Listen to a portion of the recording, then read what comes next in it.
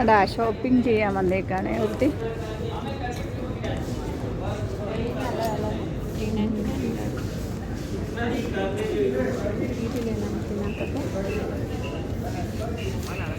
ഇത് കൊള്ളാം,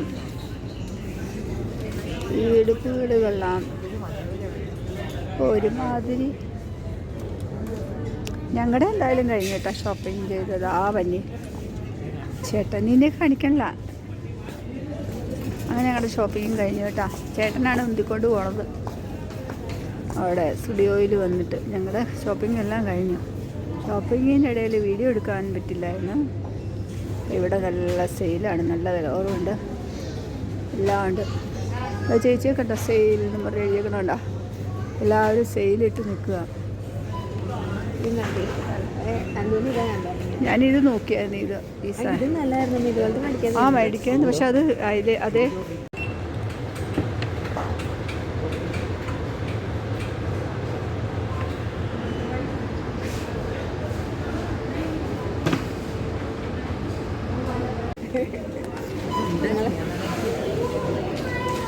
അങ്ങനെ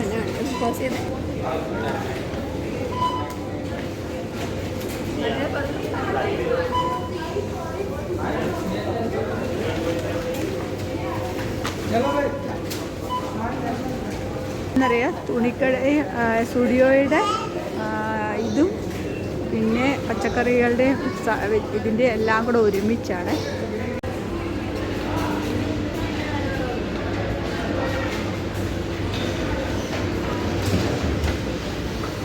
വീഡിയോ എടുത്ത് ഞാൻ തലയിൽ കുത്തി വീഴും, അത്രേ ഉള്ളൂ.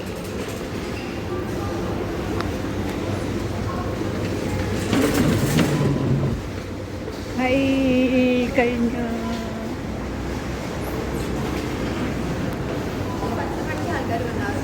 പണിയൊന്നുമില്ലേ?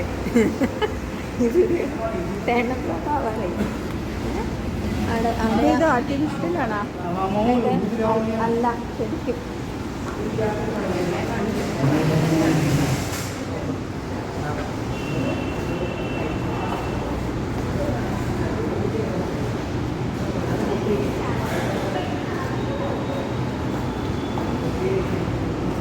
ഞങ്ങളുടെ വീടിനടുത്ത് ഇപ്പോൾ പുതിയത് തുടങ്ങിയതാണ്. ഇപ്പോൾ ഞങ്ങൾ ഓർത്ത് ഇൻഡിപെൻഡൻസ് ഡേയുടെ അന്ന് തന്നെ നമുക്ക് നേരത്തെ വേറെ സ്ഥലത്തും ഉണ്ടായിരുന്നു, പക്ഷേ ഇത് ഞങ്ങളുടെ വീടിനടുത്ത് തന്നെയാണ്. അതുകൊണ്ട്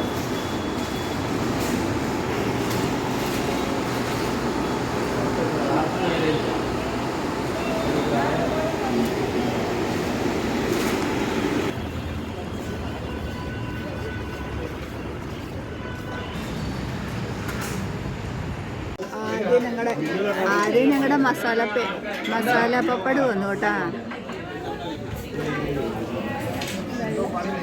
വളരെ വില കുറവ് കേട്ടോ, 100 രൂപയുള്ളൂ. 100 രൂപയുള്ളൂ. ഒരു കെട്ട് പപ്പടം മേടിക്കായിരുന്നു ഈ കണക്കിന് പോയാൽ. ടീച്ചറാ ഇവരുടെയൊക്കെ ഒരു കാര്യം നോക്കൂ.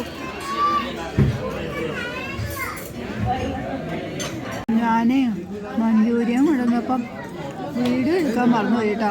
ഞങ്ങളുടെയൊക്കെ ഒരുമാതിരിയൊക്കെ തീരാറായി.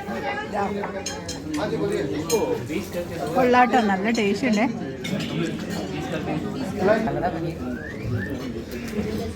എടുത്ത് എത്തിയേട്ടാ ഒരു ബക്കറ്റ് പനീരിൻ്റെ കറി. പിന്നെ ഇതെന്താണ്? റൊട്ടിയാ? ബട്ടർ നാൻ. അപ്പം ഞാനിത് കഴിക്കട്ടേട്ടാ. നല്ല ടേസ്റ്റ് ഉണ്ടായിരുന്നു. മറ്റേ മഞ്ചൂരിയന്.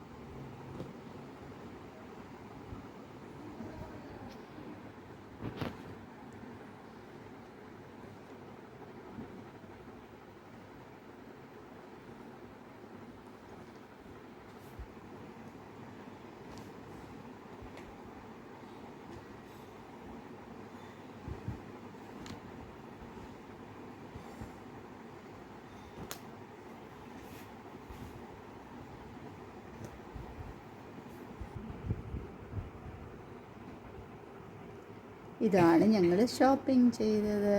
കണ്ടോ, ഭയങ്കര സസ്തയാട്ടോ.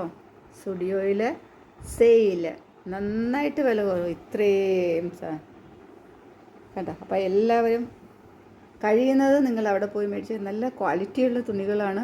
ഞങ്ങൾ എപ്പോഴും അവിടെ നിന്നാണ് മേടിക്കുന്നത്, കളർ പോയില്ല. ഇത് നല്ല വിലയുള്ളതാണ്, പക്ഷെ വളരെ വില കുറച്ച്, അതായത് സെയിലല്ലേ, നന്നായിട്ട് വില കുറച്ചാണ് എല്ലാം ഞങ്ങൾക്ക് കിട്ടിയത് കേട്ടോ. സ്റ്റുഡിയോ ചുരിദാർ,